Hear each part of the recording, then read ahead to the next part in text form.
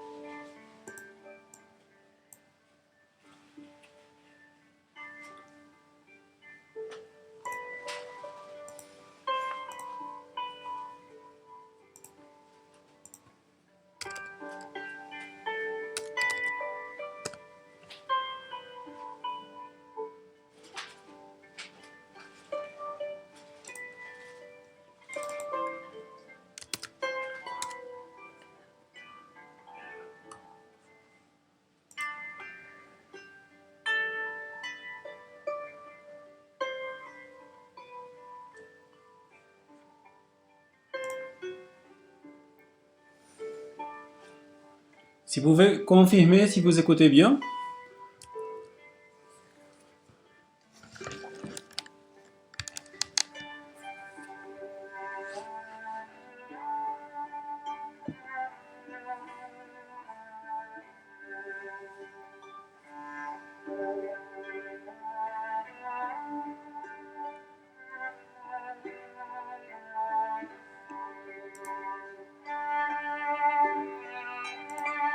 Merci Laurent.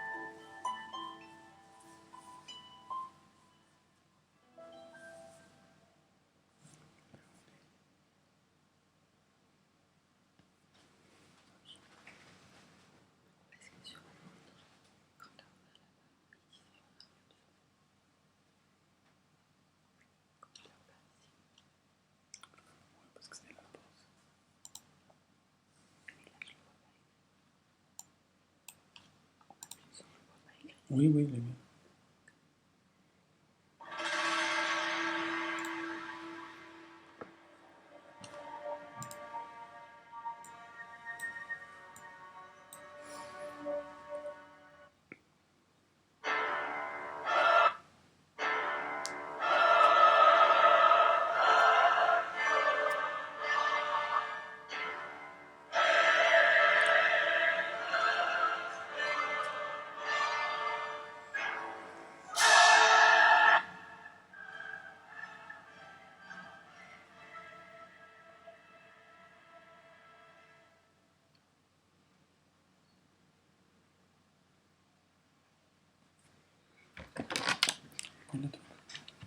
C'est bon?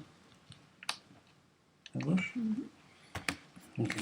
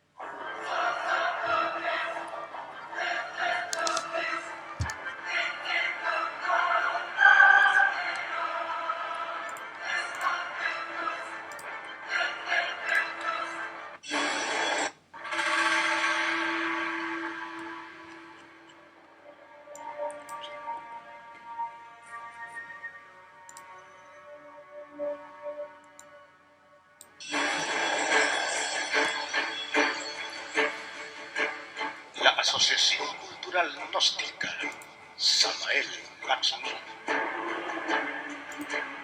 presenta Aeon 13, una cita con el ser y el saber. Con ustedes, el director del programa.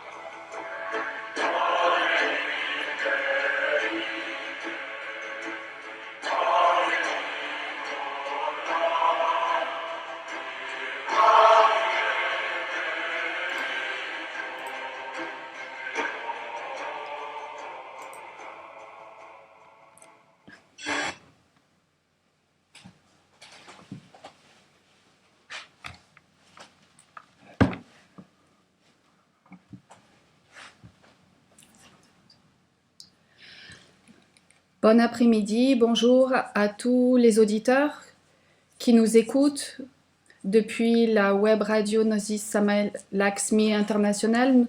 Nous vous donnons la bienvenue une fois de plus à ce programme qui a pour objectif de réfléchir, approfondir au sujet des enseignements gnostiques à un niveau bien avancé pour les personnes qui ont déjà une certaine connaissance de cet enseignement. Nous vous demandons pardon, excusez-nous pour les problèmes que nous avons eus il y a quelques minutes auparavant par rapport à la musique, au microphone. Nous espérons que vous entendez correctement sans aucun problème. Sinon, vous pouvez nous en informer par message. J'espère aussi que vous allez bien. Nous sommes ici avec beaucoup de froid. Nous nous sommes levés ce matin, il faisait moins 14 degrés et il y a beaucoup de neige. Mais aujourd'hui également il y a, grâce au ciel, du soleil, beaucoup de luminosité. C'est l'objectif de ces programmes, de choisir un thème, et nous avons choisi un thème d'actualité que nous avons décidé de partager avec vous tous. Et comme le faisait l'avatar du Verseau, le vénérable maître Samael, nous allons faire cela pour extraire des enseignements par rapport aux événements qui sont en train de se dérouler dans notre environnement, dans notre entourage. Parce que la gnosis, c'est quelque chose de vivant, c'est quelque chose d'infini. Et donc, la gnosis s'actualise avec par rapport aux époques que vit l'humanité pour pouvoir résoudre les problèmes, tous les problèmes et tous les doutes que nous pouvons avoir. Donc, nous allons parler aujourd'hui de la problématique de cette année 2021 dans le 21e siècle par rapport à différentes expérimentations, différentes inventions que nous allons dans peu de temps devoir affronter parce que ça fait partie de cette humanité. Nous disons toujours de parler lentement parce qu'effectivement il est difficile de traduire online. Donc nous vous demandons pardon, les auditeurs du canal espagnol, parce que nous allons parler un peu lentement pour permettre la traduction simultanée. Le titre d'aujourd'hui, c'est « La nouvelle Atlantide » ou « Quand la réalité dépasse la fiction ou la fantaisie ». Donc les personnes ont une idée par rapport à ce que l'histoire officielle pensait. Auparavant, même si la science ne le reconnaît pas, il y avait des races qui nous ont précédés. D'un point de vue gnostique, toute l'humanité qui peuple la face de la Terre appartient aujourd'hui, en ce moment, à la 5e race racine que nous appelons la race Arya. Mais, antérieurement à cette race Arya, une autre race que nous appelons la race Atlante. Et donc le maître Samael, comme d'autres ésotéristes, au fil du temps, ont parlé de cette race. Et ils appellent justement cette 4e race racine la race Atlante, qui se trouve au fond de l'océan Atlantique, au fond des eaux. Nous n'allons pas parler aujourd'hui de la partie anthropologique, ni de toutes les preuves. Nous allons parler. Nous allons en parler. Des épreuves physiques, linguistiques qui ont existé dans l'époque atlante. Une des choses les plus intéressantes, si nous allons à la partie linguistique, c'est voir la connexion qui existe entre les différentes langues qui apparemment ne devraient pas être reliées les unes avec les autres. Ce sont des langues qui ont existé bien avant la découverte de l'Amérique. Et pourtant, dans la langue tibétaine, par exemple, il y a des racines mayas. La langue des Indiens d'Amérique, de certains Européens, et même en latin, il y a des racines qui ont été conservées et qui sont similaires. Par exemple, dans la mythologie grecque, nous voyons dans le mythe d'Atlas, qui portait sur ses épaules la planète, et nous voyons par exemple de l'autre côté de la planète, au Mexique, on parlait d'Atlanteotl. C'est le même mot. Mais ce n'est pas le thème d'aujourd'hui. Ça, on va le laisser pour que chacun puisse approfondir les écrits ésotériques qui montrent avec des évidences l'existence d'un continent submergé qui a été très évolué. Il y a même des films, des séries de télévision qui parlent du mythe de l'Atlantide. Donc, c'est une histoire qui a été gardée, qui a été conservée entre les archives, au milieu des archives et des codex que les Égyptiens conservaient dans l'Égypte antique et qui nous ont été transmis par les sacerdotes du delta du Nil en Égypte. À Solon. On transmis à Solon. Solon. Et donc Platon nous a aussi transmis sur l'Atlantide. C'est lui qui nous a transmis ce mythe, cette histoire qu'il a racontée. Et ça lui a coûté différents maux de tête parce que les gens ne le croyaient pas. Comme aujourd'hui, la plus grande partie de l'humanité ne croit pas qu'un continent ait existé et qu'il ait disparu. Donc, on va parler aujourd'hui de la nouvelle Atlantide, parce que les choses que le maître Samael nous a racontées par rapport à l'évolution, aux évolutions scientifiques que les Atlantes avaient connues, ça peut nous faire penser que... Quelque chose de fantaisie. Je me rappelle quand j'ai commencé à étudier la gnosie il y a 30 ans auparavant. Et je lisais pour la première fois la narration du maître Samael sur l'Atlantide et les appareils technologiques qu'utilisaient les Atlantes. Cela nous paraissait comme de la science-fiction. Mais aujourd'hui, en 2021, quand nous lisons cette narration et nous la comparons à ce qui est en train de se passer dans l'actualité, nous voyons une actualité incroyable. Le vénérable maître Samael nous dit que les Atlantes ont connu l'énergie atomique et ils l'ont utilisée autant pour la paix que pour la guerre. Et donc ils étaient avancés dans la partie technologique, mais aussi dans la partie magique. Ils alliaient les deux, la magie et la technologie. Donc ils ont fabriqué des robots qui étaient dotés d'intelligence. Et ils mettaient à l'intérieur de ces robots, au moyen de la magie, des élémentaux. Et les robots qui paraissaient humains pouvaient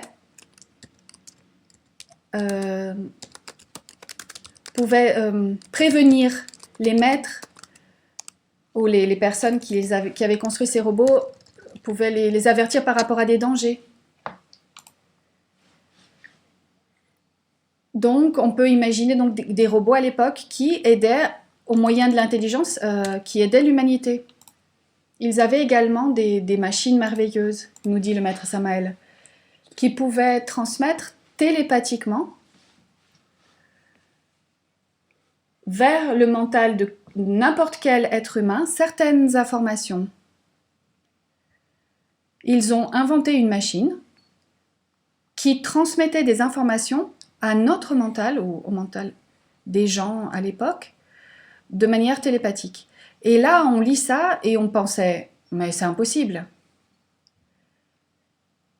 Mais qu'est-ce qu'ils voulaient faire? Et comment ils ont pu parvenir à une telle science? Il y avait également des usines atomiques, les bateaux, les avions de ce continent étaient impulsés par l'énergie nucléaire. Et ils avaient réussi, y compris, à inventer un appareil qui tenait dans la paume de la main pour enlever la force de gravité d'un corps, pour élever les corps dans l'air. Et là, nous avons une des possibles explications de certains monuments extraordinaires qui nous viennent de l'Antiquité Et personne n'arrive à comprendre comment ces choses ont été construites. Par exemple, les pierres qui ont servi à construire ces monuments sont beaucoup trop lourdes. On imagine qu'ils ont utilisé des cordes, etc. Mais en fait, ils utilisaient une technologie atlante. Toutes ces inventions, et beaucoup plus encore, qui sont liées à la partie biologique et technologique, pour parvenir à vivre de longues années avec un corps jeune. Tout cela est décrit dans différents livres de l'Avatar du Verseau. Et c'est intéressant que le maître Samael répète plusieurs fois les mêmes caractéristiques de ce continent, qui sont plus ou moins celles que nous avons citées dans les minutes antérieures. Alors pourquoi le maître Samael il a voulu autant répéter ces informations? Peut-être parce qu'il voulait nous avertir de quelque chose qui allait arriver dans le futur, et que ce futur qui va arriver, qui va se présenter. Depuis 1966 jusqu'en 1972, le maître Samael a transmis ces informations dans les messages de nativité. Et donc, ils ont réussi à inventer des machines extraordinaires. Et la technologie était liée à la biologie et à la psychologie humaine également. Un des objectifs qu'a l'enseignement gnostique est contraire à cela, justement. Parce qu'on ne cherche pas que l'être humain se convertisse ou devienne une machine. La gnosis soutient le contraire, exactement le contraire. L'être humain que nous appelons soi-disant homme, en fait, est un humanoïde intellectuel. Et cet humanoïde intellectuel est déjà une machine humaine.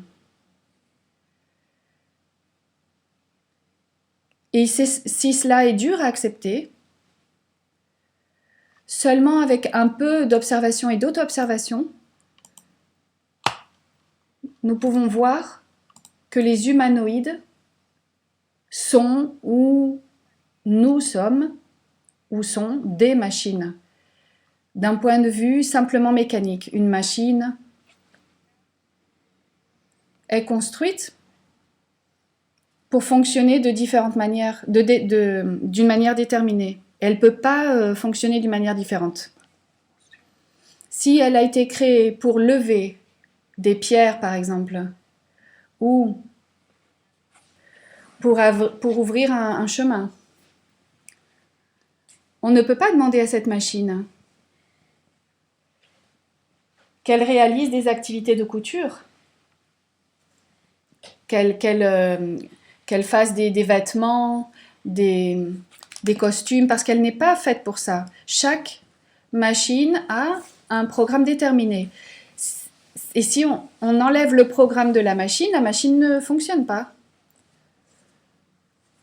Et surtout, si la machine a un certain temps de fonctionnement, elle se casse, elle ne fonctionne plus. Donc elle a on va dire, une durée dans le temps, donc elle n'est pas infinie. Donc il y a certaines machines qui savent utiliser des machines pour obtenir des objectifs déterminés si elles les utilisent bien. Et nous disons cela parce que l'humanoïde est une machine qui a été programmée. Et si nous ne procédons pas à une révolution terrible de la conscience, nous continuerons à être des machines avec des programmes jusqu'à la fin de notre vie. Et beaucoup d'autres personnes vont nous utiliser en sachant quel programme nous détenons, et nous ne pourrons rien faire nous vivrons mécaniquement. Si nous vivons d'une façon mécanique, les résultats vont être mécaniques. Nous allons utiliser deux exemples. Nous allons proposer deux exemples pour voir quels sont ces programmes. Pourquoi le maître Samael nous parle de machine humaine? Parce que nous savons tous que toute machine humaine a 5 centres. Elle est composée de 5 cylindres. C'est un terme de mécanique, cylindre, mais on parle d'un cylindre pour le centre intellectuel, ensuite le centre émotionnel, le moteur, l'instinctif et le sexuel. Une des formes, une des façons de programmer la machine est au moyen du centre intellectuel. Et de tous les centres, bien sûr, mais nous allons nous concentrer sur le centre intellectuel. Si la machine humaine naît, par exemple, dans une famille et croît et grandit dans une ambiance où prédomine l'athéisme et la science matérialiste, cette machine humaine va être programmée pour croire, pour défendre durant toute sa vie la théorie ou l'exemple de l'évolution. C'est-à-dire que l'homme viendrait du singe, que Darwin avait raison. Et même si on lui explique à cette personne, même si on lui explique qu'on n'a jamais trouvé le chaînon manquant qui unit l'homme à l'animal, cette machine humanoïde programmée va continuer à soutenir son programme d'évolution jusqu'à sa mort.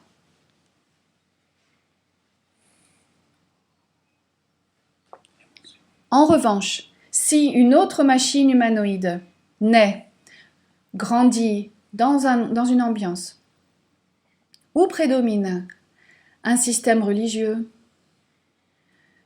je ne parle pas d'une religion, mais d'un système religieux,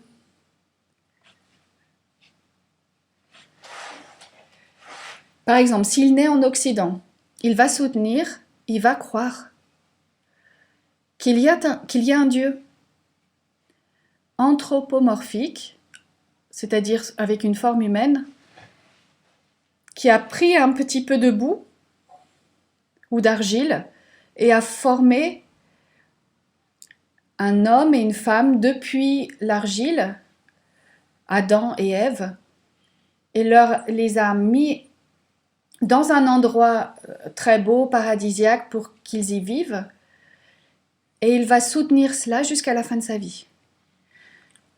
Qu'Adam était le premier homme, et qu'Ève fut la première femme, et qu'ils ont été créés littéralement à partir de l'argile et à partir de l'eau. C'est très difficile que cette personne change son programme. Maintenant, si nous allons faire une analyse de la façon dont nous sommes programmés, regardez ce qui arrive avec le centre émotionnel. Ce sont seulement des exemples. On suppose une machine humaine qui arrive à l'âge de l'adolescence. Et par elle-même, elle n'a jamais ressenti la nécessité, le besoin de fumer, ou même de goûter, d'essayer de fumer une cigarette. Il ne ressent pas cette nécessité spécifique. Il va se développer dans un groupe d'amis qui sont aussi des adolescents, qui vont programmer cette machine pour qu'elle commence à fumer. Parce que si elle ne fume pas, comme le font tous les autres autour d'elle, elle est bête, elle est rétrograde, elle n'est pas acceptée par le groupe, elle est cobarde, elle est lâche. Donc pour que le programme puisse fonctionner, il change les programmes émotionnels. donc il change le programme émotionnel de cet adolescent. Et l'adolescent va tomber dans ce programme pour être accepté par le groupe. Ensuite, quand le programme domine cet adolescent, il va continuer à fumer mécaniquement jusqu'à la fin de sa vie. Parce que le programme est déjà à l'intérieur de lui. Et donc, de fil en aiguille, imaginez comment se produit l'installation des programmes au niveau du centre instinctif et du centre sexuel. La gnosis propose que l'être humain, nous rendions compte que nous sommes des machines, afin de pouvoir entrer en révolution totale pour arrêter d'être machine, transmuter l'énergie, éliminer les éléments indésirables que nous portons à l'intérieur de nous, ces éléments psychologiques, et arrêter d'être donc des machines. Mais il y a quelques années en arrière,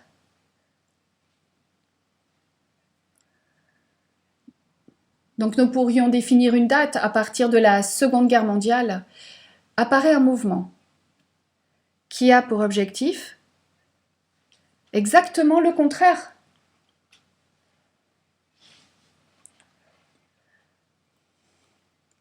Au lieu d'avoir le désir ou l'aspiration que la personne se convertisse en humain et qu'elle arrête d'être une machine, ce mouvement cherche ou essaye de fusionner l'humain avec la machine.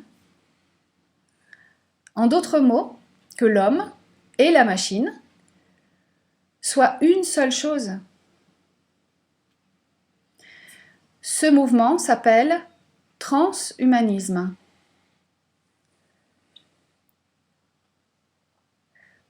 C'est-à-dire au-delà de la partie humaine. Quand nous commençons à parler de quelque chose, c'est-à-dire quand nous commençons à parler de la gnosis à des gens qui ne la connaissent pas, la première chose que nous devons faire est définir qu'est-ce que la gnosis et l'expliquer. Et là, nous avons besoin de définir que signifie le mot transhumanisme. C'est quoi le transhumanisme? C'est la fusion de l'homme avec la machine. Mais c'est quoi? C'est un mouvement scientifique? Serait-ce une technologie? Non. C'est un mouvement. Le transhumanisme est un mouvement philosophique. Et ça, c'est très important de le comprendre. Parce que si nous ne comprenons pas cela, nous n'allons pas comprendre les objectifs du transhumanisme.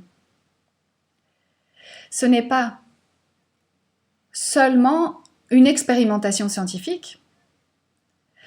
Ce n'est pas lié seulement avec la partie économique pour augmenter la production.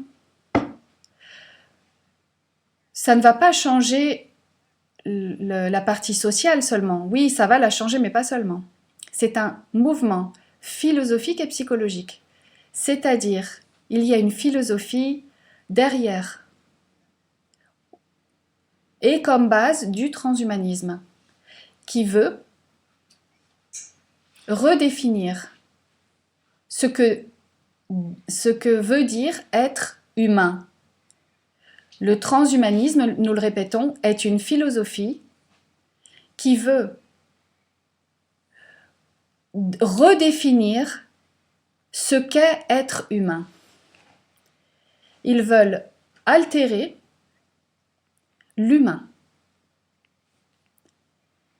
Eux-mêmes, les défenseurs du transhumanisme disent que la technologie actuelle nous oblige à penser à nous poser la question, qu'est-ce que cela signifie être humain? Et c'est un mouvement qui est né approximativement en 1958 avec un philosophe qui s'appelle Julian Huxley, qui était le frère de Aldous Huxley, l'auteur de science-fiction, de livres de science-fiction. Et cela est né autour des années 60. Le maître Samael, quand il écrit les messages de nativité, il fait référence à ce mouvement sans utiliser le mot. Il fait référence au livre qui a changé aussi la vision de l'humanité. Le livre qui s'appelle « Le retour des sorciers ». Et l'avatar du Verseau fait une analyse exhaustive de ce livre pour réfuter la partie philosophique du mouvement transhumaniste. Et c'est incroyable. Mais il existe une association mondiale de transhumanisme. Et il existe aussi une déclaration transhumaniste, comme il existe une déclaration des droits de l'homme. Une déclaration transhumaniste existe également, qui a été... 1998. En 1998, elle a été rendue officielle. Et donc, il y a des gens qui font partie de ce mouvement et ils aiment s'appeler, en utilisant un terme un peu futuriste, ce sont des personnes cyber. Des personnes qui ont dans leur corps des appareils, des choses qui ont été implantées, qui donnent la possibilité de faire des choses qu'un être humain ne peut pas faire. Et ils disent qu'ils vivent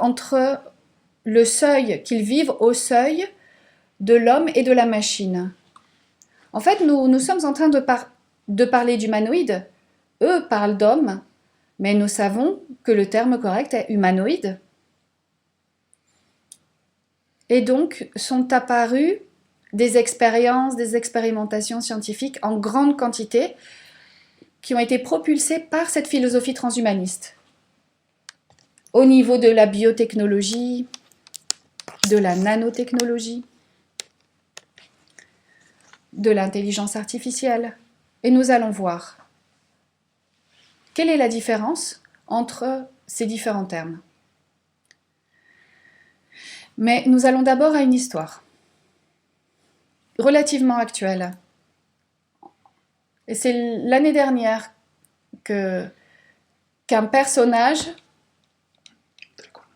très connu au niveau de la technologie, au niveau des inventions, qui s'appelle Elon Musk,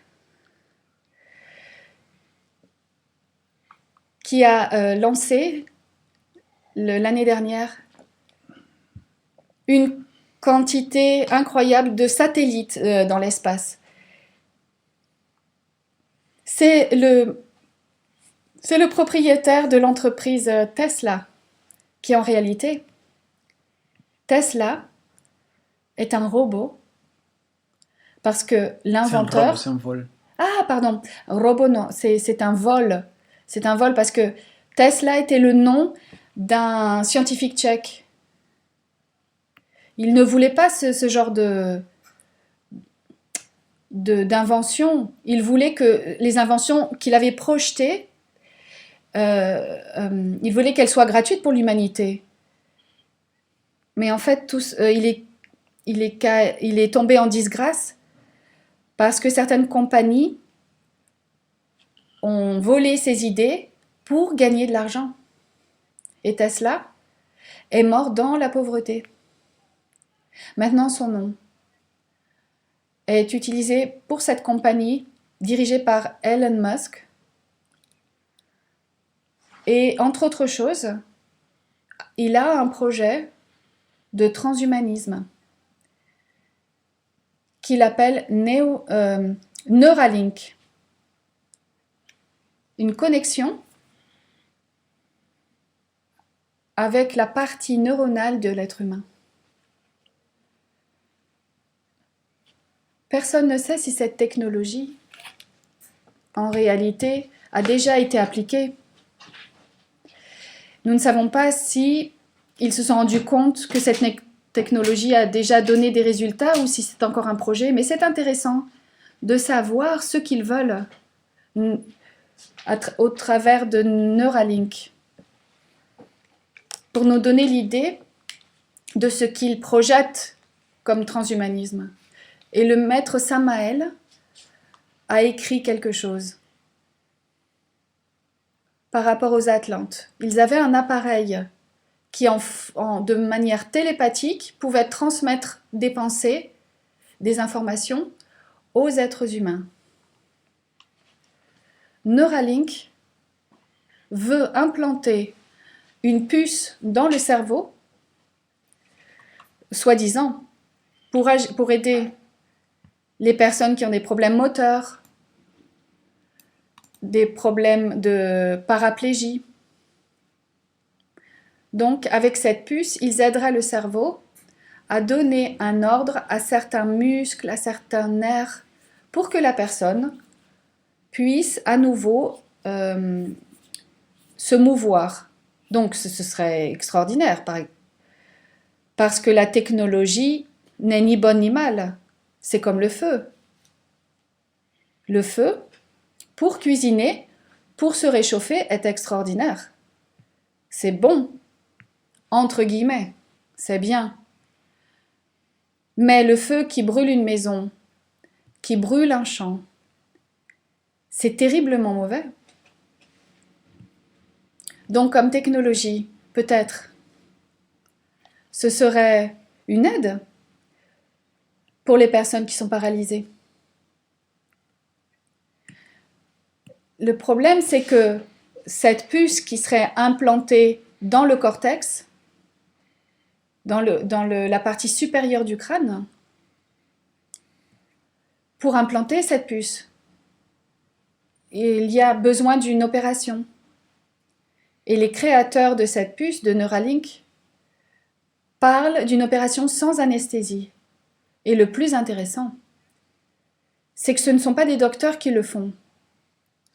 Ce ne sont pas des chirurgiens, sinon un robot qui a été créé spécifiquement pour cela. Quand la puce est implantée au niveau du cerveau, il pourrait lire les activités neuronales grâce à des filaments déterminés qui seraient installés dans le cerveau.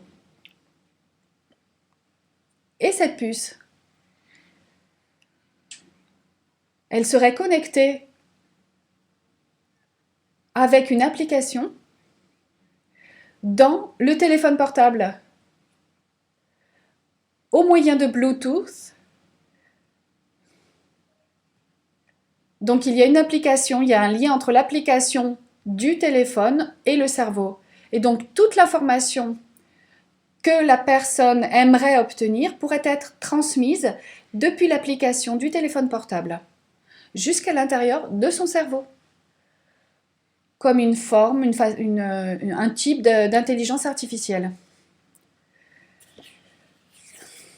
Évidemment, je partage cela avec vous par rapport à ce qu'eux-mêmes ont proposé, ont expliqué publiquement, officiellement, pour que les personnes puissent avoir une idée de la manière dont tout cela pourrait fonctionner. Mais il y a quelque chose qui échappe à notre possibilité de compréhension. Mais plus ou moins, on peut comprendre ce dont traite cette technologie Neuralink. C'est-à-dire, c'est une technologie qui aurait accès aux pensées et aussi aux sentiments.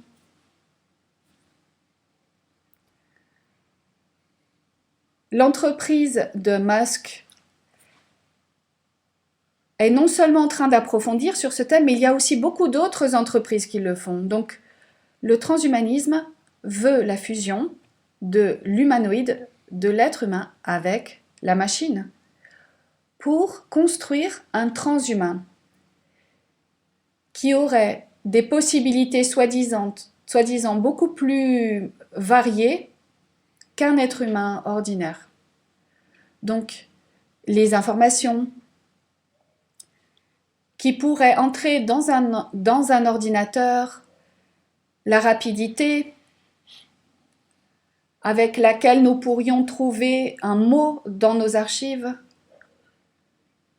Donc ça voudrait pouvoir s'exploiter au niveau de la personne. C'est quelque chose qui a été fomenté par l'intelligence artificielle. L'intelligence artificielle implique également la construction de robots qui pourraient bouger, qui pourraient se mouvoir comme le fait l'être humain, mais qui auraient un circuit similaire au cerveau humain. Et ce cerveau, issu de l'intelligence artificielle, est chargé d'informations, d'algorithmes, de technologies, qui fait que la machine commence à reconnaître des informations et à les classifier. Et de cette manière, puisse répondre à des questions que les êtres humains formulent à cette machine. Cela nous fait penser aux robots qui existaient dans l'Atlantide et qui prévoyaient les problèmes qui allaient se produire, qui donnaient un avertissement par rapport aux problèmes qui allaient se produire. Mais ces robots, s'ils deviennent indépendants des programmateurs et la machine se rebelle contre son programmateur, contre la personne qui l'a créé. Et ça, c'est intéressant pour nous qui sommes gnostiques, c'est que la machine... L'objectif. Ils veulent que la machine soit consciente de son existence. Ouais. Les scientifiques veulent que la machine devienne consciente de son existence.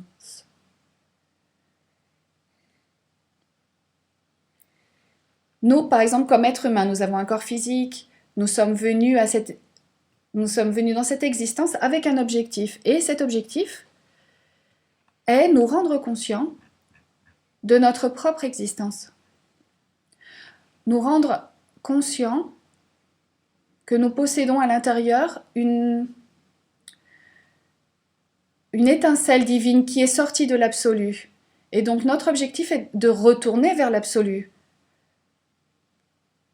avec toute la sagesse obtenue au fil des siècles et des siècles d'existence. En un mot, l'objectif de notre vie est nous rendre conscients de notre existence. Et ça, c'est ce qu'aimerait produire dans les machines. Mais une machine ne pourra jamais être consciente. Jamais. Parce que la conscience se trouve au-delà de la partie mécanique. Au-delà de l'intelligence artificielle qui n'est pas intelligence. Car l'intelligence est une faculté de l'être.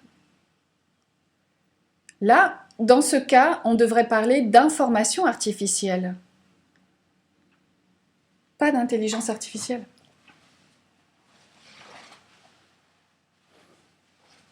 Une autre partie du transhumanisme est l'observation d'organismes vivants. Et c'est ce qu'on appelle la biotechnologie. C'est-à-dire la fusion de la biologie et de la technologie.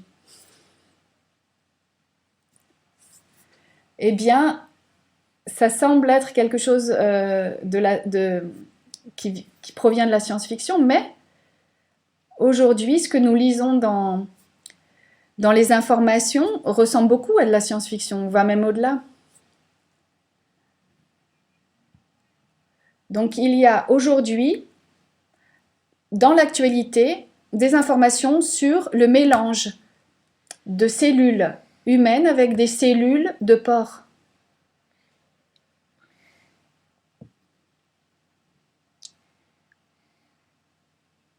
Et ensuite, les scientifiques veulent extraire de ces créatures des organes pour les transplanter dans les personnes lorsqu'elles ont besoin d'une transplantation organique.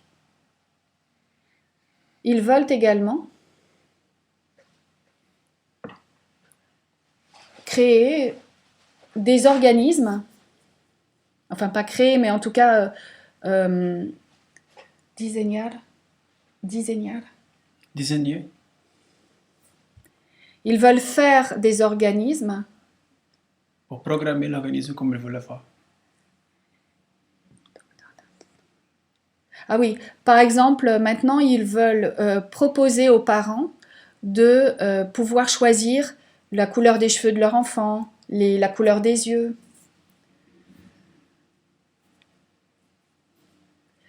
Et également changer son code génétique pour qu'il ne soit pas atteint par certaines maladies.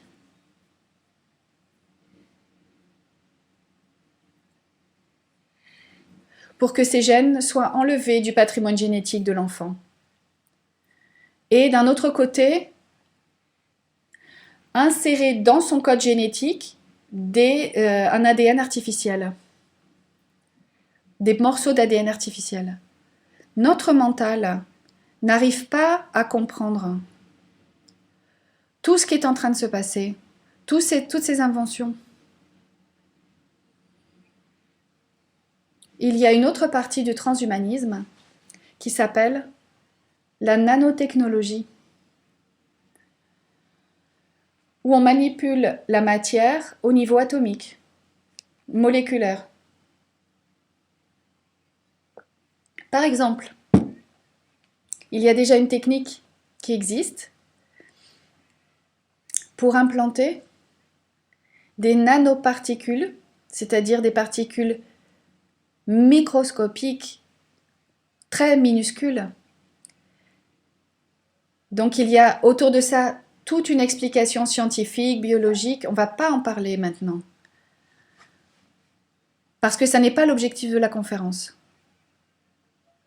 Et en plus parce qu'il nous faudrait vraiment être très bien informés par rapport à ce que ces scientifiques proposent. Mais un des objectifs de la nanotechnologie est de réaliser dans l'être humain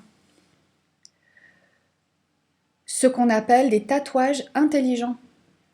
C'est-à-dire insérer au moyen de nanoparticules certaines substances dans le corps qui vont rester sous forme de tatouages, qui ne se voient pas à l'œil nu. Ils utilisent une espèce de couleur qui dure environ 5 ans, et à l'œil nu on ne le voit pas. Et pour la voir, il faut mettre en face du tatouage une application du téléphone portable ou un appareil spécial. Comme cet appareil qui est utilisé aujourd'hui pour prendre la température. Cette couleur, cette encre indélébile, elle contient différentes informations. Des informations sur la personne, sur son travail, sur sa santé, au sujet de sa famille. Et enfin, pour en terminer avec cette partie de la dissertation et pour parler ensuite sur la dernière partie, passer à la dernière partie qui traite des mutants, nous allons dire également que les scientifiques essayent de manipuler certains gènes pour que la personne ne ressente plus d'angoisse, ne ressente plus de peur, pour qu'elles, soi-disant, choisissent quand se mettre en colère ou quand ne pas se mettre en colère, même paralyser ou annuler, entre guillemets, l'agrégat psychologique pour qu'il ne se manifeste plus. Ce sont des technologies du XXIe siècle, mais nous allons voir ce que le maître Samael nous dit dans le message de nativité 1969-1970, dans le chapitre Des mutants. qui traite des mutants. Il fait référence à un livre, le chapitre 32, et il dit que dans ce livre, auquel il fait référence, il y a des mutants qui pourraient détenir dans leur sang des produits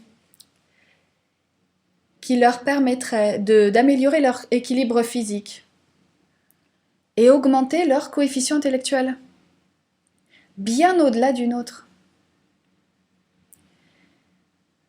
Et le maître Samael poursuit en disant que ces mutants, Des tranquillisants. Tranquillisants, c'est dents. c'est-à-dire qu'ils auraient des tranquillisants dans leur organisme pour ne plus ressentir d'angoisse, Des de chocs peur, des chocs de la vie.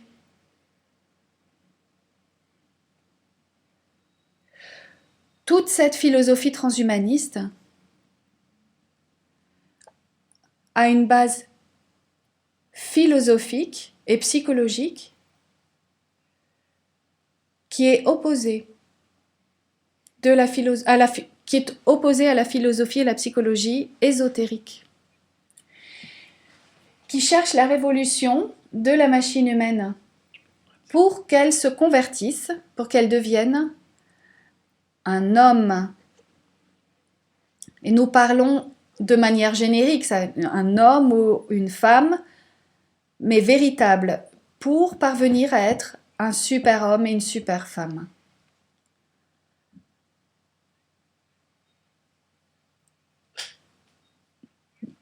Donc, ce mot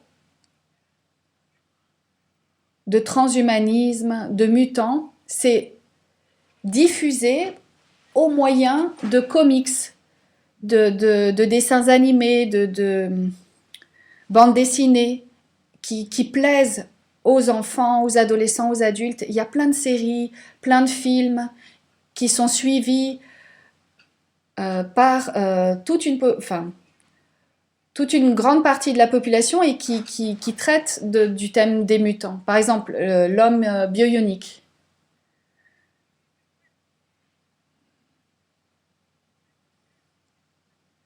Il y avait une série, l'homme qui valait 3 milliards. Ça s'appelle l'homme nucléaire. Oui, c'est ça. En fait, c'était ça. C'était l'homme qui valait 3 milliards et la femme bionique. Et c'était des gens qui avaient souffert un accident. Et donc, on leur avait implanté des membres, un bras, un pied mécanique, avec au moyen d'une technologie très avancée. Et ils pouvaient sauter très haut et utiliser une force bien au-delà de la force humaine. À travers ces séries et ces films, on a préparé l'humanité à la venue des mutants. Mais maintenant, nous devons définir ce qu'est un mutant pour nous. Pour le transhumanisme, nous venons de voir ce qu'est un mutant. C'est un homme fusionné avec une machine ou un homme transformé génétiquement. Ça, c'est un mutant. Pour eux. Mais du point de vue gnostique, un mutant est une personne qui a une conformation cellulaire, moléculaire, psychologique, complètement distincte, complètement différente de l'être humain commun, ordinaire. Un mutant n'est pas un humanoïde, c'est un homme, un humain. Il a cessé d'être une machine. Et il s'est converti en un alchimiste. L'alchimie est la science de la transmutation, de la mutation. Quelqu'un devient un mutant au moyen d'un travail grâce à la avec les Sahaja Maituna pour Sahaja Maituna. transmuter les énergies. Donc il faut travailler avec une matière première que nous tous, ou la grande majorité des gens qui écoutent ce programme, connaît, c'est l'hydrogène sexuel SI ou Si12. C'est le produit de l'alimentation. Et en transmutant cet hydrogène, en lui donnant des octaves de plus en plus supérieures, la personne mute. Elle se convertit en un mutant. Et comment on peut le voir? Comment on peut le prouver? Cette personne, plus elle transmute, plus elle mute les énergies sexuelles, elle arrive à créer un corps astral. Ensuite, par une octave supérieure, un corps mental. Et finalement, dans une troisième octave supérieure, un corps causal. Un mutant a transformé le plomb en or en transmutant l'énergie sexuelle. Mais attention, ce n'est pas suffisant. Car il doit éliminer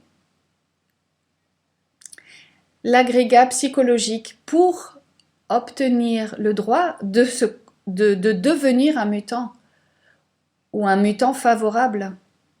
Parce qu'il y a gnostiquement deux types de mutants. Le mutant favorable et le mutant défavorable. Le mutant favorable est celui qui pratique le tantrisme blanc pour créer les corps solaires supérieurs et en même temps, il élimine l'agrégat psychologique. Le mutant défavorable, c'est celui qui applique aussi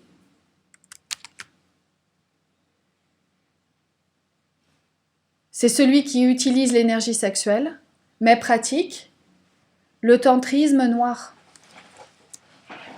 Et il se convertit ou il devient un mutant, mais défavorable.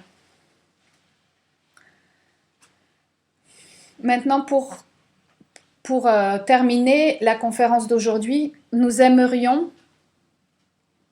que vous réfléchissiez sur quelque chose de très important.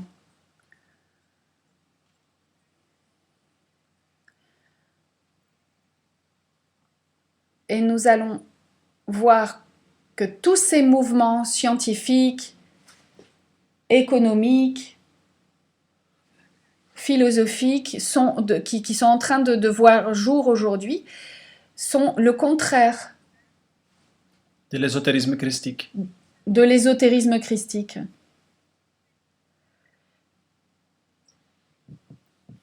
L'un est très étroitement relationné avec l'autre. Comme si nous parlions de la Kabbale et des séphirotes et des clipotes. Les clipotes sont le reflet inférieur des séphirotes, le transhumanisme. A, parmi ses objectifs, pourquoi veut-il fusionner l'homme avec la machine? Parce qu'il veut altérer l'être humain. Quelle est la base psychologique de tout cela? Parce qu'ils disent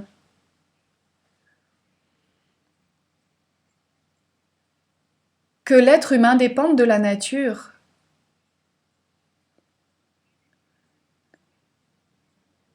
Et les scientifiques ne veulent pas qu'il y ait quelque chose à l'intérieur de l'être humain qui le rende débile. Ils veulent en terminer avec cela.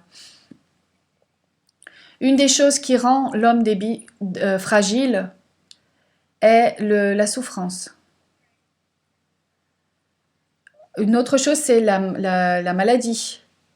Ils considèrent également qu'il faut en terminer avec la vieillesse et avec la mort, pour qu'à un moment donné, la longueur de la vie se rallonge de 80 à 300 ans. Et je ne parle pas d'ésotérisme, je parle de transhumanisme, dans lequel les scientifiques cherchent cela.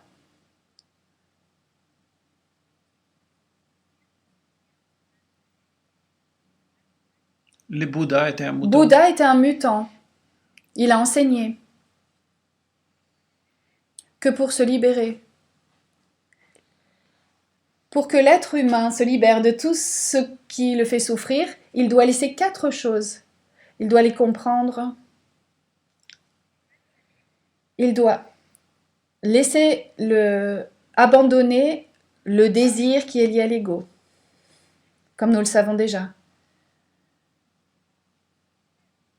Mais ce qui a amené Bouddha à chercher sa libération fut un voyage qu'il a fait pour la première fois dans sa vie lorsqu'il est allé dans une ville. Il ne connaissait pas la misère, il ne connaissait pas la pauvreté ni la souffrance. Autour de lui, tout était jeunesse, santé, richesse. C'est là que son père tenait Bouddha enfermé dans un palais. Et donc, quand il est sorti de ce palais, il est allé dans la ville, il a rencontré ces 4 choses.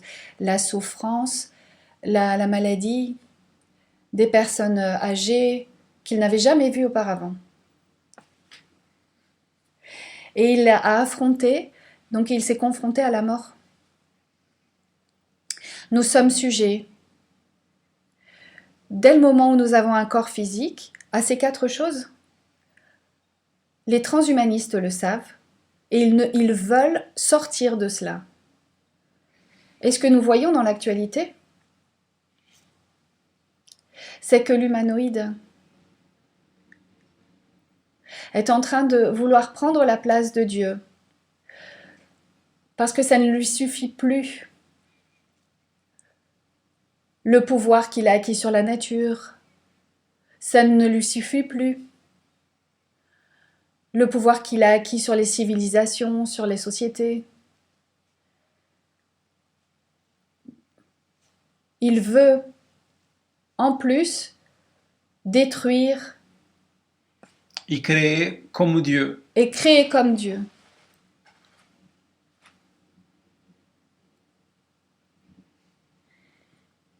Il y a un auteur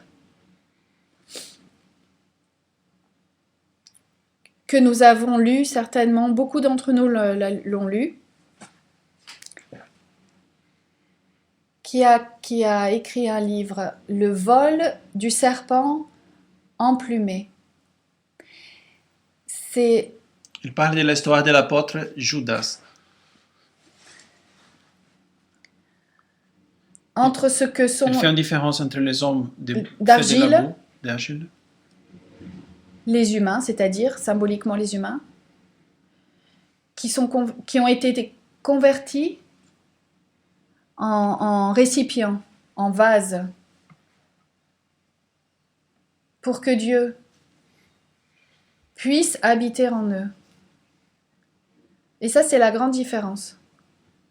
Le transhumanisme propose un homme d'argile. L'ésotérisme, la gnosis, propose un vase, un récipient, un argile cuisiné, modelé dans le feu et qui prend la forme que le divin architecte veut lui donner. Et ce vase contient la divinité. Mais il n'est pas en argile. Il est en argile cuisiné dans le four. Le feu de la conscience, le feu de l'être, le feu de l'esprit. Une machine n'a pas de vie, n'a pas de feu. Personne ne peut donner à la machine la possibilité d'obtenir l'esprit, d'avoir le feu. Le mutant réel, véritable, est celui qui travaille avec le feu et avec la lumière. Le feu pour se construire lui-même, pour transmuter. La lumière pour se connaître, pour éliminer l'agrégat psychologique et pour éveiller la conscience. Notre objectif est être mutant, favorable, qui transmute, qui utilise le feu, qui le convertit, qui nous convertit, qui nous fait devenir lumière, et qui ne sont pas au service de la machine, ni au service de la fausse science matérialiste, mais au service de l'esprit. Souvenons-nous que le maître Samael parle de l'exemple de plusieurs mutants, par exemple le comte Saint-Germain, qui est du 16e, 17e, 18e, 19e siècle. Il a été vu dans plusieurs endroits d'Europe, dans plusieurs cours des différentes royautés.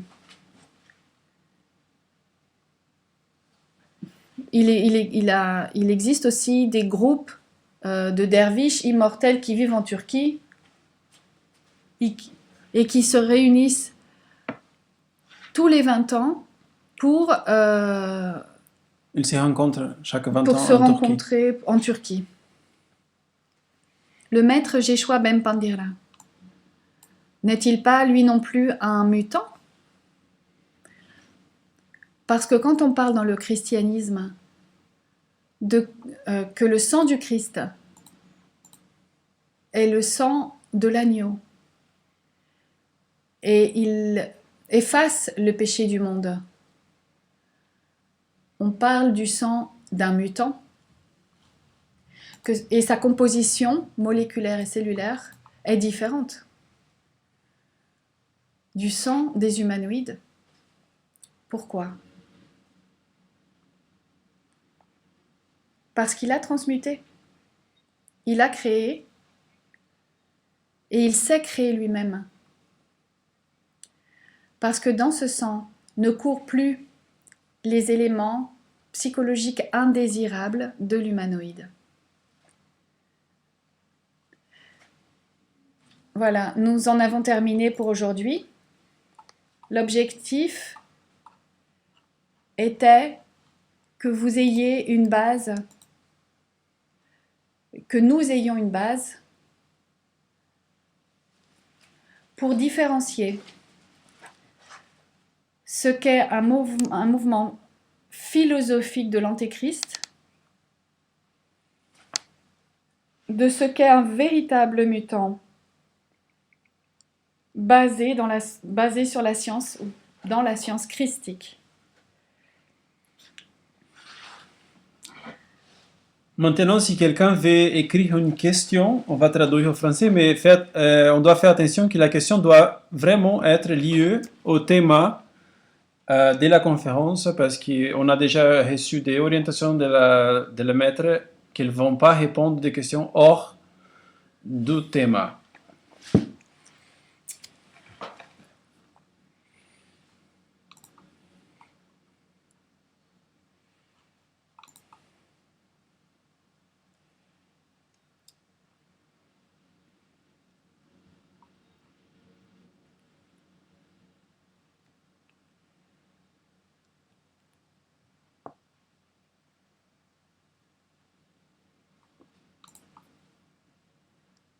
Il y a une question de l'Italie.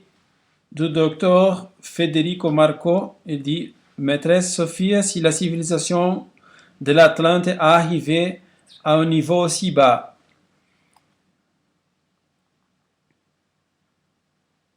mais il semble que c'est encore pire que le nôtre.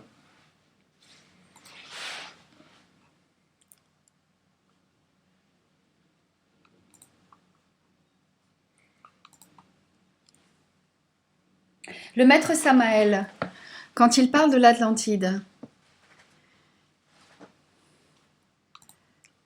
il dit qu'elle en est arrivée à un développement scientifique, technologique formidable, mais comme ils ont oublié les postulats divins, cette civilisation est tombée. Et nous, il continue la question, et nous savons que la race aryenne doit descendre encore beaucoup plus. La race aria, maintenant, actuellement, est déjà beaucoup plus dégénérée.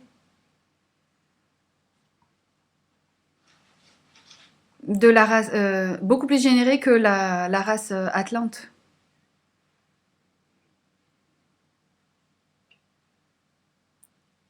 Donc, ils vont arriver au développement technologique atlante, mais de manière beaucoup plus dégénérée.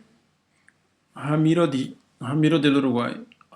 Donc, il veut dire que nous cherchons des choses qui sont similaires dans des différents côtés, dans le côté spirituel, dans le côté matérialiste. Les uns veulent s'approcher à Dieu pour l'humilité, c'est ça? Et les autres veulent être supérieurs à Dieu pour l'orgueil.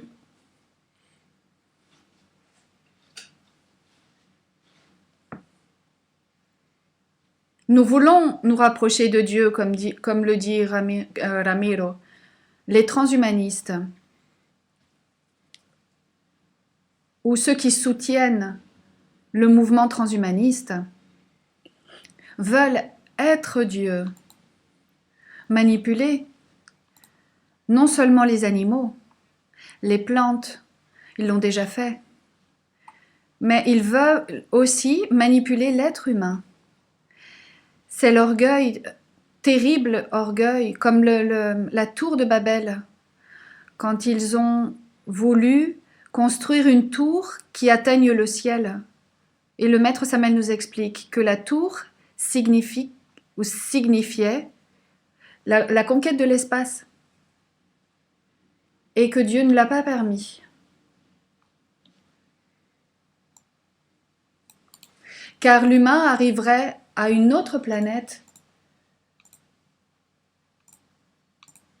avec cette malveillance. Donc ce serait un péché qui s'appelle Ibris dans la mythologie grecque.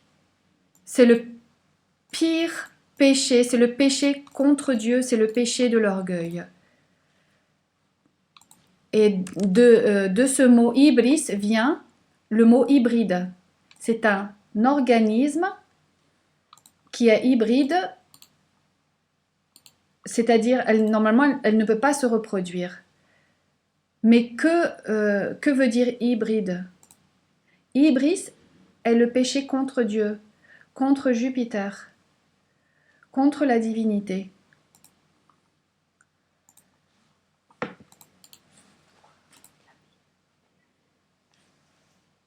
Quelle bière? Marco Federico demande, mais on va baisser, jusqu'à quel point va-t-on baisser? La maîtresse Sophie a dit, cette humanité, elle va baisser, elle va chuter jusqu'à ce que Dieu le permette.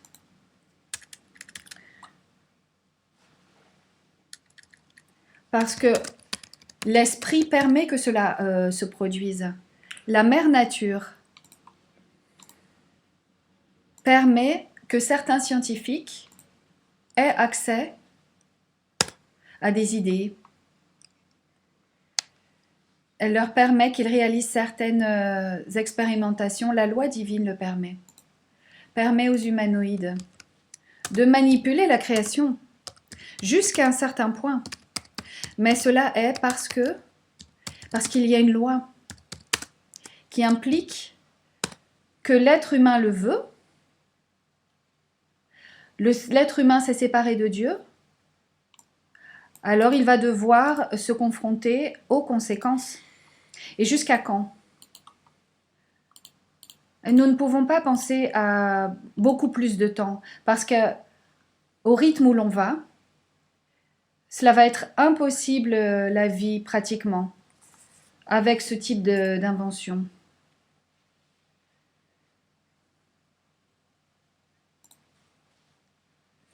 Alors, une autre nous en sommes à un moment qui va nous définir comme humanité. Donc, il faut aimer Dieu par-dessus toutes les choses. Et la maîtresse dit oui, c'est cela. Les mutants défavorables seraient la base de la science transhumaniste? Non. Parce que les mutants défavorables pratiquent le tantrisme noir et ils savent ce qu'ils font. La science transhumaniste, au contraire, est basée sur des inventions diaboliques, d'humanoïdes, de criminels intellectuels. Mais ils n'ont pas une base. La grande majorité n'ont pas une base pour qu'on puisse les appeler des mutants défavorables. Ce sont des produits de la science transhumaniste. Ce sont des créations monstrueuses. Des créations monstrueuses. Juan, depuis Badajoz, Espagne, vous avez dit qu'elles ont déjà mis des ADN synthétiques dans l'ADN humain. L'objectif de ces gens est modifier l'ADN de toute l'humanité pour la pouvoir contrôler encore plus. Pour la soumettre. Pour soumettre encore plus. Une personne modifiée génétiquement et qui ne sent plus l'angoisse, ne sent plus la tristesse, ne sent plus la rébellion. Cette personne peut être contrôlée très facilement. Il y a un agenda mondial pour l'année 2030, dont la devise est « Je ne possède rien, rien ne m'appartient, mais je suis heureux. » Ouais. Nous n'allons pas approfondir là-dedans parce que nous n'avons pas de temps, mais cherchez vous-même, cherchez par vous-même. Alors, une question. Depuis la France, une question. C'est la question de Edelweiss Caldera. Si on accepte de se faire greffer cette pousse dans le cerveau, est-ce là qui appelle les signes de la bête dans la Bible? Imaginez une puce dans le cerveau et que cela puisse être contrôlé par une application dans le téléphone portable. Qui contrôle l'application du cellulaire, du portable? Quelles sont les informations qui vont être transmises dans la puce qui se trouve dans le cerveau? C'est une bestialité.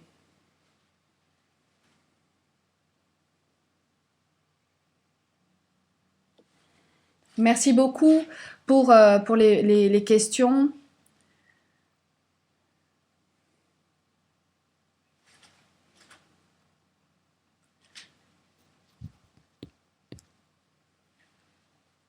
Alors nous cherchons à trouver les réponses dans l'harmonie et le transhumanisme cherche à pénétrer dans le pôle négatif pour chercher à se connecter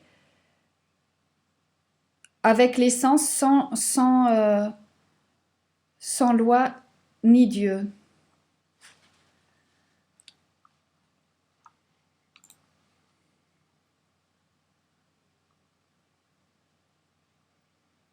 J'ai pas compris. Merci beaucoup pour les salutations. Encore une autre question? C'est la raison pour laquelle ils ont préparé ou lavé le cerveau de l'humanité avec autant de films en disant que c'était de la science-fiction. Et la maîtresse répond oui, bien sûr. Imaginez que pour la première fois,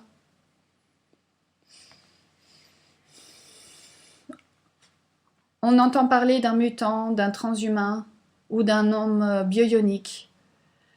Immédiatement, cela provoque un rejet. La personne rejette tout cela. Mais comme pendant des années, il y a une campagne publicitaire pour que cela se convertisse en quelque chose de normal, surtout chez les enfants. Maintenant, ces enfants ne sont plus des enfants, ils sont des adolescents, même des adultes maintenant. Donc ils ont vu, ils se sont alimentés de tout cela.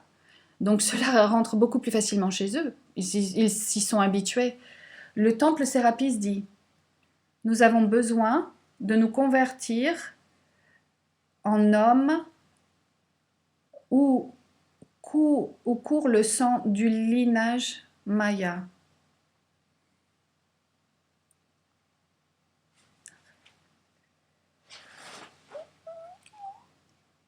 En revenant dans les bras de la princesse Saknikté. C'est un morceau du livre. C'est ce lignage dont parle ce livre. C'est un lignage d'hommes et de femmes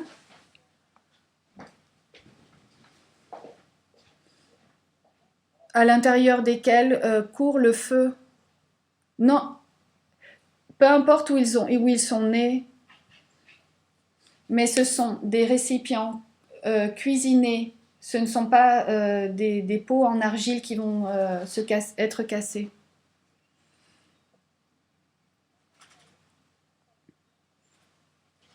Comment est la loi divine pour les transhumanistes? Parce qu'ils violent les lois de la nature au moyen d'un processus mécanique. Est-ce que cela génère du karma ou de l'involution après la mort?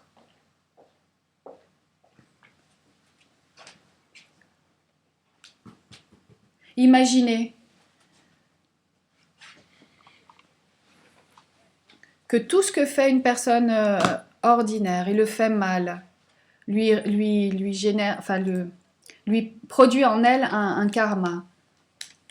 Imaginez un peu ces gens qui sont en train de faire tout cela, ces scientifiques qui veulent produire toutes ces expérimentations au niveau social, biologique, physiologique, scientifique. Imaginez le karma dont ils vont hériter. Christopher dit,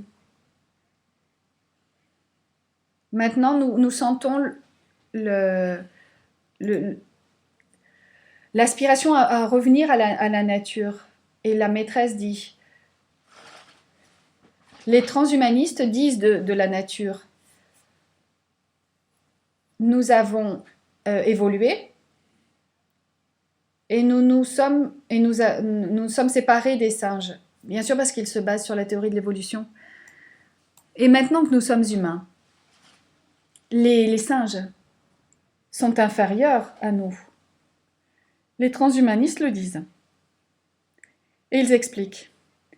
Il faut faire attention, parce que dans le futur, les supérieurs, les évolués, vont être les transhumains.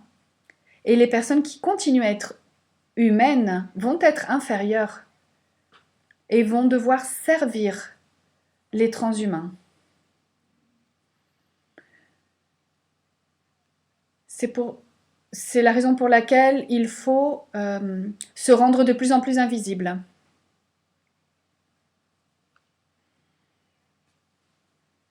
Cette année, une entreprise française pourra vendre un cœur complètement mécanique comme transplante. Imaginez comment un humanoïde peut vivre avec ce genre de dispositif. Les humanoïdes avec des cœurs mécaniques seront sans conscience totalement, sans l'atome nous. Si l'atome nous se trouve dans le cœur de la personne, et cette personne, on lui enlève le cœur, nous avons la réponse à cette question. Ces humanoïdes se convertiront en véhicules de démons, comme des clipotes.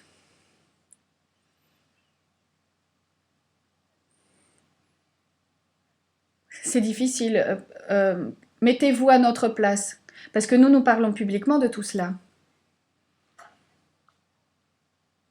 Il faut faire très attention aux réponses que nous donnons au travers de la web radio. Mais l'atome nous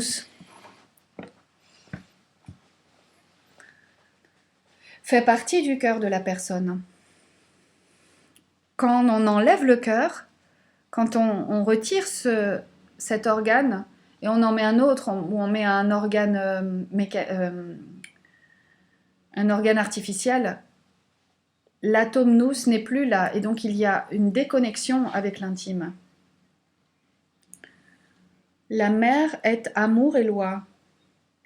Et quand on n'apprend pas au moyen de l'amour, elle nous aide au moyen de la loi.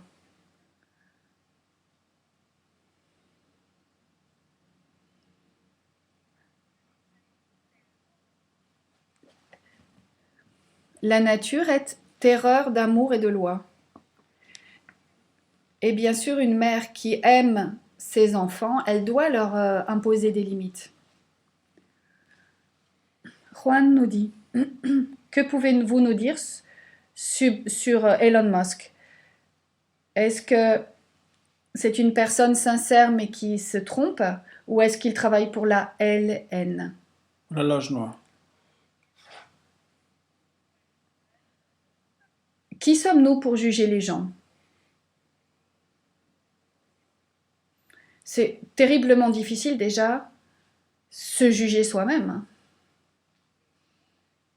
Mais toutes les entreprises transhumanistes ne sont pas au service de la loge blanche. Il n'y en a aucune qui soit au service de la loge blanche.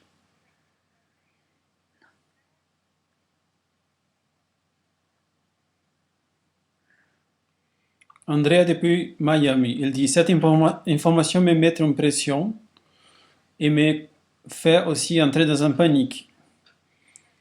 Si nous sommes ici, dans une humanité dégénérée, qui se dégénère de plus, et qui nous sommes avertis de que ça va devenir encore pire, c'est une leçon pour nous d'être partis de cette obscurité pour chercher, comme ça nous pousse à la recherche. Bien sûr, ce qui est en train de se passer dans les moments actuels que nous vivons, nous avons un corps physique. C'est pour apprendre.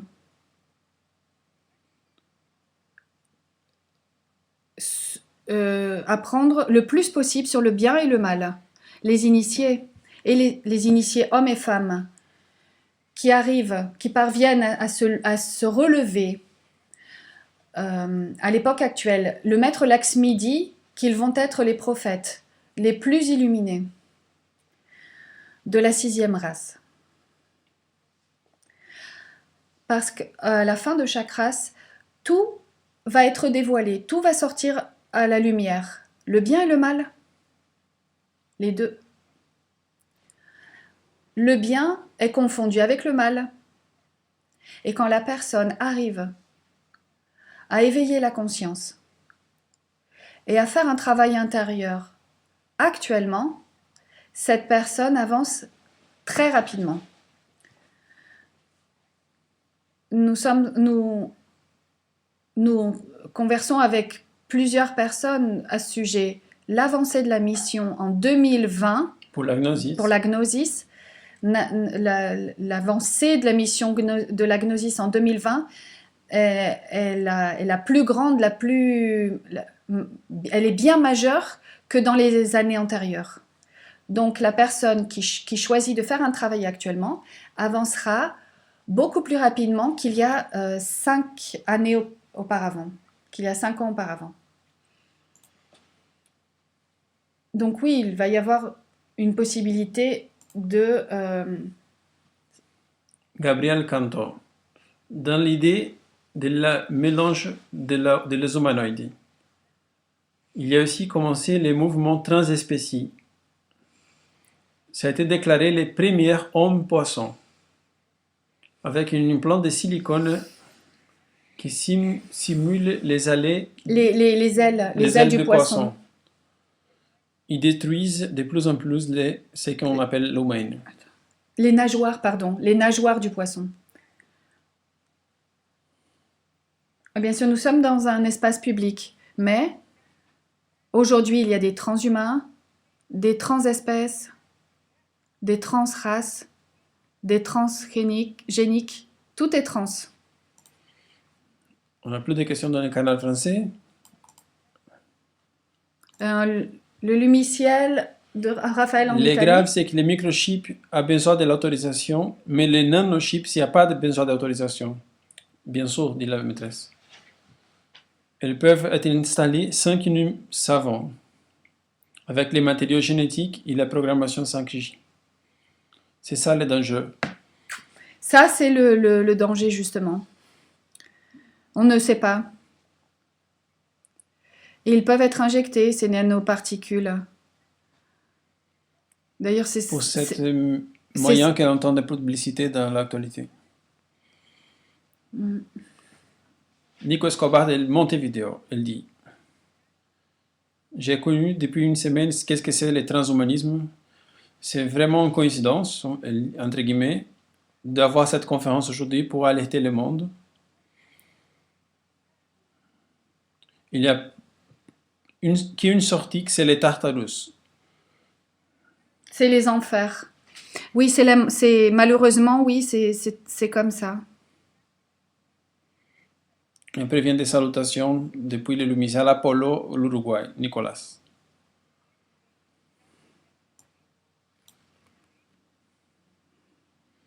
Alors nous, c'est-à-dire le maître Michael, le maître Galeno, la maîtresse Sophia, ils ont un souvenir très vivant du lumiciel Apollo parce que c'est là où ils ont connu la gnosis. Et c'est là où ils sont passés en deuxième chambre, ils sont devenus instructeurs. Et la maîtresse Sophia envoie une salutation très fraternelle à toutes les personnes qui se trouvent dans le lumiciel Apollo et à tous les frères et sœurs du lumiciel Apollo.